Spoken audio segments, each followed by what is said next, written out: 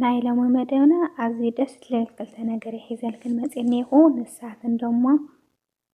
ናይ ሰንቦሰ ኩዳር እና ናይ ሰንቦሰ ድጃጅ ለሓም ድጃጅ መፍሩም ሒዘልክን መፂአኒኹ ከምዚ ትሪእዮ ዘለኽን መእተዊ ሰላማት ቤተሰብ ሰላምታ ይረሳሕኹን እንኳን ናብ ቻናለይ ብሰላም መፃእኹም ናበልኩ እሽምባር ከምዚ ልሙድ ነባራት ዝኾንኩም ላይክ ሰብስክራይብ እናገበርኩም ምትባዕኹም ኣይፈለየኒ ሓደሽቲ ንዝኾንኩም ደሞ ላይክ ሰብስክራይብ እናገበርኩም ቤተሰብ ኩኑ እሽምባር ከምዚ ልሙድ ልማዓንቲ ብፍልይ ዝበለ መደብ መፂአኩም ዘለኹ በተለይ ጀመርቲ ትምህርቲ ትወሃነክን እያ ትጠቕመክን እያ ብማሊ ሒዘልክን መፂአኒኹ ብሩኻት ኣሕዋተይ እሽምባር እዛ ብጎኒ ብዛ ጎኒ ኣቕሚጠልክን ዘለኹ ናይ ሰንቦሰ ነዘጋጅያ ድጃጅ ለሓም ድጃጅ መፍሩም እየን ረመዳን እናቀረበየ ረመዳን ከሪም እናበልክየ ናትናፆም ደሞ ኣትዩ ፆምና ብሰላም ጀሚሩ ብሰላም የፈፅመና ብሩኻት ኣሕዋተይ ተባረከ ተቀደሰን ፆም ይግበረልና እሽምባር ከምዚ ትሪእየለኽን ኣብ ጎኒ ኣቕሚጠልክን ዘለኹ እዚ ናይ ሓሸዋ ናይ ሰንቦሰ እዩ መብዛሕትእክን እኳ ትፈልጦ ይኽን ከምዚ ዝተለጀ እዩ ካብ ፍራይዘር ለዛም ኣውፅአየ ዘለኹ ባርተ ኮይኑ እውን ልበለፀ ማለት እዩ እዚ ብደንቢ ሓፂብና ለሓሸዋ ልጠቕመና ለሰንቦሰ እዩ ብተወሳኺ ደሞ ዘን ልመታን ዘለኹ ኮሚደረና ሽጉርቲ ማለት እዩ ንረመዳን ዝተፈላለየ ልሽርቦ ልመኮረነ ዝተፈላለየ ሩዝ ድዩ ልጠቕመና ኣዘጋጅናዮ ንፀንሕ ብደንቢ ዝጠቕመና ማለት እዩ ካብ ድሓር እናበልና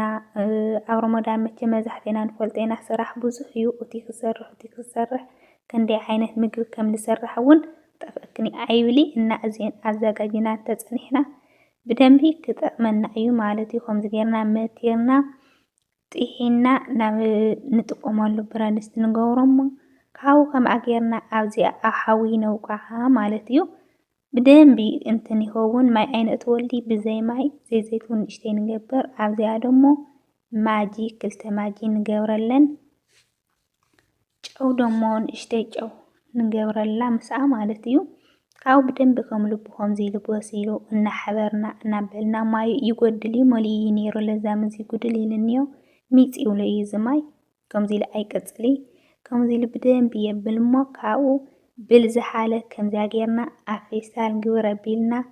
ዓቀን ንትንገብሮ ልሽርቦ ድዩ ልመኮረነ ድዩ ደስ ልበለና ማለት እዩ ዋላ ለሩዝ ከምዚኣ ጌርና ኣዘጋጅና ኣብ ደስ ልበለና ግዜ ደስ ልበለና እዋን ኣውፂና ንጥቀመሉ ተዘጋጅዩ ይፅንሐልና ማለት እዩ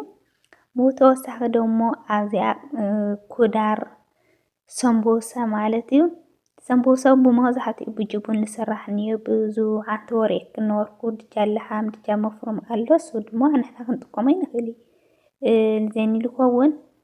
እና ኣብዚኣ ሰንቦሰ ንዓኻትን እውን ፆም ስለ ዝኾነ ክጠቕመክን እዩ ዝበልክዎ ኣዝዩ ደስ ዝብል ናተይ ካብ ድጃጅ ለብሎ እዚ ልገብሮ እዩ ልበዝሕ እኳ ከምዚ መብዛሕትኡ እዚ ኢና ንሰርሕ ማለት እዩ እና ኩዳር እዚኣ ከምዚኣ ጌርና ኣቢልና መቲርና ብደንቢ ኣባሃልና ኣዘጋጅና ኣብ ዘይቲ እውን ንኾነለይ ብዘይቲ ግን ክንደይ ብዙሕ ኣይኮነይ ስለ ሰንቦሰ ዝኾነስ ብዙሕ ጣዕሙ ብቦይቲ እዩ ኣብዚ ኣብ ቀላይ ሃዋይ ጌርና ግን ብደንቢ ቆርቆሮ ጌርና ከምዚ በዝሒ ዓቀን ጌርና ኣብ እንትን ክንገብሮ ከለና ቆርቆሮ እናገበርና ከምዚኣ ጌሩ ምእንትን ክስማዕምዐልና ብደንቢ ክበስል ማለት እዩ ከምዚኣ ጌርና ኣውፂና ኣብዛ ጎኒ ስእሊ ጌረልክን እኒአኹ ደሞ ክንሽክሽን ከለና እዩ ናይ ክሽነ እዩ ማለት እዩ ከምዚኣ ጌርና ብደንቢ ከሽና ኣቢልና ሓሸዋ ለሰንቦሰ ይኾነልና ኣብ ደስ ልበለና እዋን ደሞ ኣብ ፍራይዘርና ኣሚእና ፀኒሕና ኣብ ደስ ልበለና እዋን ንጥቀም ረመዳን በተለይ ምግቢ ፅሬት ለለክ ምስቲ ስራሕ ከዝለ ደኺሙ ድዩ ዘሎ ከምኡ ስለ ዝኾነ ከምዚኣ ጌርና ኣዘጋጅና ፀኒሕና ንረመዳን ይቀልልና ማለት እዩ ብሩኻተይ ኣቲና ኣለና ግዜ ኣየግሂድ ኣቲና እኒና እንደይ ቀሪና ኣለሎም ረመዳን ኣብዚኣ ፍልፍል ሮሙ ደሞ ትፈትዋ ተእትዋለ ዘይትፈትዋ ደሞ ያው ፍልፍል ሮሙ ጌርክን ኣብዚኣ ደሞ ሓንቲ ክለክልነሊ በጉዶንስ ማለት እዩ ህዝብረና በጉዶንስ ብጣዕሚ ግዜ ይወስደካ እዩ ክትሓፅቦ ክተብሎ ብጣዕሚ ግን ከምዚኣ ጌርካ ልድሓር ይቀለልካ እዩ ኣዘጋጂካ ፀኒሕካ ብደንቢ ማለት እዩ ደስ ዝበለካ እናውፀኻ ትጥቀም ኢኻ እናረይክን ፈቲኽን ክትኮና ተስፋ ይገብር ከምዚኣ ጌርክን ተጠቐማ ኣዘጋጂክን ፀኒሕክን ኣብ ደስ ዝበለክን ግዜ ቀሊል ይኾነልክን ማለት እዩ ብሩኻት ኣሕዋተይ